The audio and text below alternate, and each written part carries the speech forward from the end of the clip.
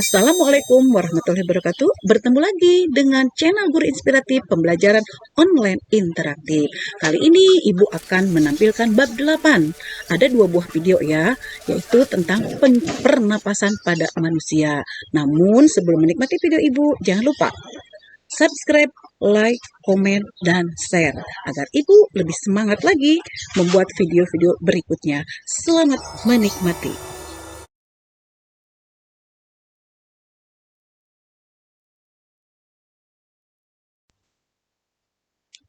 Ya, marilah anak-anak kita mulai video pembelajaran kali ini ya. Pembelajaran kali ini akan membahas bab 8 yaitu pernapasan pada manusia. Apa saja yang dibahas di pembelajaran kali ini? Ada 2 ya.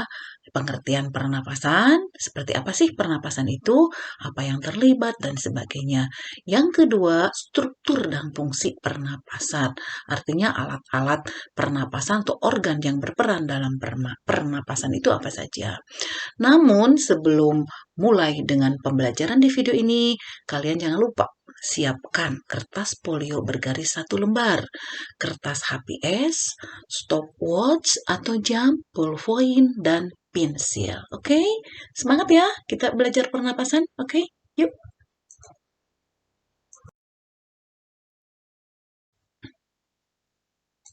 Ya, anak-anak, penasaran dong dengan pernapasan? Penasaran kan? Oke, maka timbul nih banyak pertanyaan. Apakah fungsi udara untuk bernapas? Fungsi untuk apa udara bernapas ya? Kemudian, apakah semua jenis udara itu dibutuhkan manusia untuk bernapas? Oke, penasaran kita yang lainnya, bagaimana sih cara dan mekanisme pernapasan itu? Oke ya, terus apa saja organ-organ tubuh yang terlibat dalam pernapasan itu? Oke, untuk menjawab pertanyaan-pertanyaan itu, kita saksikan penayangan-penayangan di video ini. Yuk. Ya, baiklah anak-anak. Kita mulai pembelajaran bab 8 ini. Yang pertama kita awali dengan bagian A, struktur dan fungsi sistem pernapasan manusia. Kita sebut juga pernapasan itu respirasi atau pertukaran gas O2 dan CO2. Di sini ada 3 macam ya. Ada yang warna merah, kuning, dan hijau. Yang satu adalah bernapas atau ventilasi paru-paru. Yang kedua di bawahnya adalah respirasi eksternal. Dan yang ketiga adalah respirasi internal atau respirasi seluler. Oke, yang pertama yang merah. Apa sih bernapas atau ventilasi paru-paru itu? Ini prosesnya ada dilihat di sebelahnya. Prosesnya adalah menghirup dan menghembuskan udara ya, menghirup dan menghembuskan udara yang melibatkan hidung, paru-paru, dan atmosfer ya. Atmosfer apa sih? Udara di sini. Jadi ada pertukaran udara dari atmosfer ke alveolus. Alveolus adanya di mana? Di paru-paru. Oke, nanti kita perjelas lagi ya. Yang kedua, respirasi eksternal. X ya, X itu luar ya. X luar.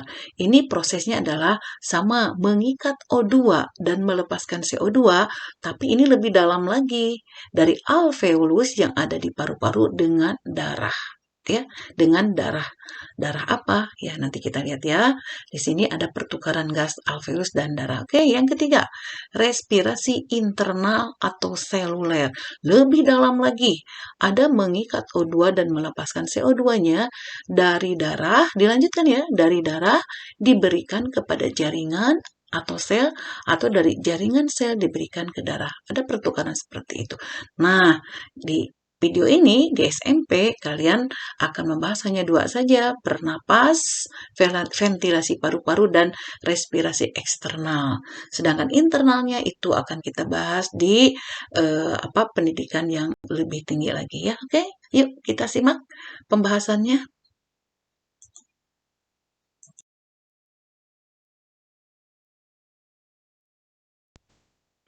Yuk, anak-anakku sekalian, kita lebih perdalam lagi ya. Apa itu proses bernapas ya? Oke, ini ibu sudah gambarkan nih. Di sini ada ibu yang sedang bernapas ya. Ibu sedang bernapas yang melibatkan gas oksigen dan CO2 ya. O2 dan CO2. Oke, kita lihat nih ibu nih. Di sana ada gas oksigen. Oke, oksigen O2.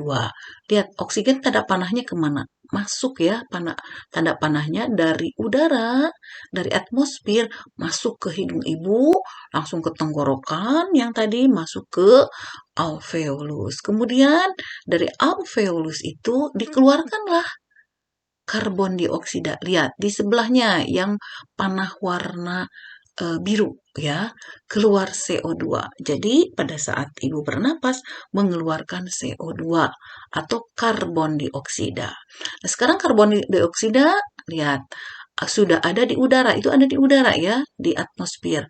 Diisap, lihat masuk ke dalam daun. Ada daun ya. Jadi CO2 masuk ke dalam daun. Di situ terjadi proses di dalam daun namanya fotosintesis. Jadi fotosintesis itu membutuhkan karbon dioksida atau CO2. Nah, setelah proses fotosintesis itu dia mengeluarkan gas. Gas apa yang dikeluarkan oleh daun? Iya, daun mengeluarkan gas oksigen saat fotosintesis. Sehingga udara kita ini banyak sekali oksigen ya. Jadi oksigen di udara dihasilkan oleh tumbuhan pada proses fotosintesis. Jadi di udara tersedia nih oksigen. Nah, oksigen itu diambil lagi oleh manusia untuk bernapas. Manusia mengeluarkan lagi CO2. CO2, lihat lagi, diambil oleh daun. Daun mengeluarkan O2. O2 di udara diambil oleh manusia. Begitu seterusnya. Ini namanya siklus. Oke, jelas ya? Mengerti? Yuk, kita lanjutkan pada tayangan berikutnya.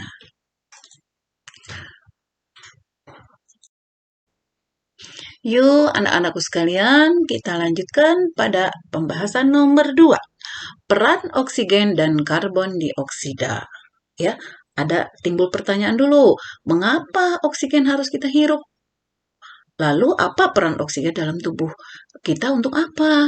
Dan pertanyaan berikutnya, mengapa sih karbon dioksida itu harus kita keluarkan dari tubuh? Ya, untuk menjawab ini kita lanjutkan pada slide berikutnya.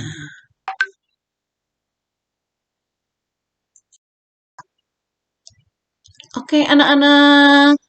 Nah, sampailah kita pada pembahasan nomor 3, yaitu proses bernapas. Kita tahu bernapas disebut respirasi. Ada nama lagi, namanya oksidasi biologis. Kenapa disebut oksidasi dan biologis? Karena di sana ada membutuhkan oksigen. Kenapa disebut biologis? Karena terjadi di dalam tubuh manusia. Oke, kita lihat ya penjelasannya pada sebuah reaksi ini. Reaksinya ada nomor 1, 2, 3, dan 4. Nomor 1, zat makanan ditambah oksigen. Ada tanda panahnya. Artinya itu menghasilkan energi dan CO2. Oke ya. Nah, ini ada zat makanan. Kenapa zat makanan itu bisa menghasilkan CO2 dan energi? Karena, nah, zat makanan ditambah oksigen artinya zat makanan dioksidasi atau dibakar oleh oksigen di dalam tubuh kita, tepatnya di sel, di dalam sel ya, itu akan menghasilkan energi. Energinya untuk apa? Ya, energinya adalah untuk kita bergerak sehari-hari dan dihasilkan CO2. Nah, CO2-nya untuk apa nih? Nah, CO2-nya itu untuk tubuh sudah tidak difungsikan lagi, maka CO2 itu dihembuskan oleh lewat mulut kita, dibuang. Ya, jelas ya? Nah, jadi apa sih peran oksigen dan CO2 tadi? Sekali lagi, oksigen itu fungsinya untuk membakar zat makanan. Ya, membakar, mengoksidasi oksigennya itu. Jadi kita hirup, kita butuhkan. Nanti di dalam proses oksidasi biologis ini, zat makanan ditambah oksigen menghasilkan energi. Energi untuk apa? Energi untuk kita bergerak aktivitas sehari-hari apapun yang dilakukan oleh tubuh dan menghasilkan CO2. CO2 ini oleh tubuh tidak dibutuhkan, malah akan menjadi racun. Sekali lagi, CO2 di dalam tubuh kita kenapa harus dibuang? Karena dia sebagai racun di dalam tubuh. Ingat ya, di dalam tubuh kita sebagai racun, tapi CO2 juga kalau di alam itu sangat berfungsi ya. Oke, jelas ya? Jadi peran oksigen dan CO2. Ya. Oke, di situ ada lihat energi. Jadi bernapas itu oksidasi biologis ini menghasilkan energi. Oke, kita lanjutkan pada pembahasan berikutnya. Nah, kalian sekarang sudah tahu ya, bernapas itu seperti apa ya. Nah, kita akan menghitung berapa kali sih kita bernapas satu hari ya. Nah, jadi satu kali bernapas itu segimana sih? Oke ya, Ibu jelaskan. Satu kali bernapas yaitu satu kali menghirup udara masuk ke dalam hidung lewat hidung dan satu kali menghembuskan udara dari hidung. Oke, jelas ya? Itu satu kali bernapas, sekali lagi satu kali kita menghirup udara lewat hidung dan satu kali lagi menghembuskan udara dari hidung. Ya, nah pernahkah kalian menghitungnya? Yuk kita hitung bersama ya. Nanti kita akan tahu berapa kali kita bernapas. Kalian bernapas dalam 1 menit, 1 jam, dan 1 hari. Ya, oke? Kita akan menghitungnya.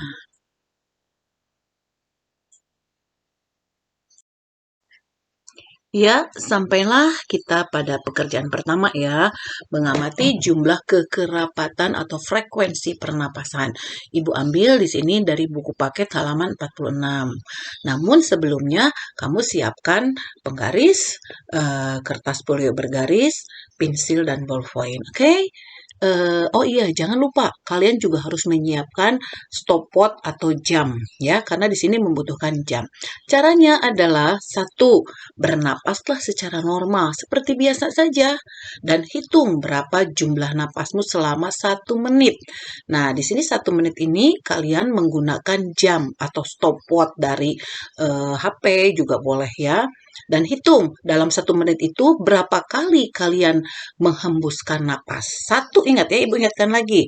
Satu kali bernapas adalah satu kali menghirup udara dan satu kali menghembuskan udara. Oke ya, itulah kekerapatan. Dan ini kamu harus mengulanginya selama 3 kali. Ya, 3 kali kalian menghitung pernapasan. Nah, lihat tabel di sampingnya. Ya, tabel di sampingnya itu kalian buat dulu ya di kertas folio bergaris seperti ini, mirip seperti ini. Ini untuk menuliskan hasil perhitungan frekuensi pernapasan. Nama kalian tulis dulu. Ulangi 3 kali. Yang pertama, 1 menit pertama berapa? Kalian 1 menit kedua berapa? 1 menit ketiga berapa? Lalu hitung rata-rata frekuensi pernapasan selama 1 menit. Oke ya? Jadi kalian 3 menit nih, tapi berbeda-beda waktunya. Oke? Ngerti ya? Jadi 1 menit itu berapa kali bernapas? Diulang sampai 3 kali. Nah, caranya bagaimana menghitung kekerapatan? Oke, kita lanjutkan ya. Ya, sekarang kita menghitung frekuensi bernapas ya. Lihat di kotak biru ya. Nah, pekerjaan kalian, pengamatan kalian tadi ya, misalnya dalam menit pertama kalian mendapatkan nilai X kali ya. Yang kedua, menit kedua misalnya kalian ulangi lagi dapat Y kali. Dan ketiga ada Z kali ya.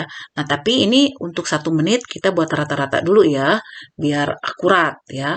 Cara menghitung rata-rata pernapasan per menit adalah dijumlahkan ketiganya. X ditambah Y ditambah Z dibagi 3, maka dapatlah nilai A. Ya. Nah, kemudian kita hitung juga berapa sih pernapasan kita dalam 1 jam. Nah, dari 1 menit itu dikali 60 menit karena 1 jam itu adalah 60 menit. Jadi 60 dikali A sama dengan B. Itu 1 jam. Nah, satu hari berapa? 1 hari itu berapa jam? 24 ya. 24 jam. Jadi 24 dikali B dapatlah C. Nah, tugas kalian sekarang, berapa nilai A kalian, berapa nilai B kalian, berapa C nilai kalian, kalian hitung ya. Nah, kalau ingin melanjutkan, boleh kalian hitung juga berapa 1 minggu, berapa 1 tahun, bernapas kalian berapa kali. Oke? Bisa ya, kita lanjutkan pada tayangan berikutnya.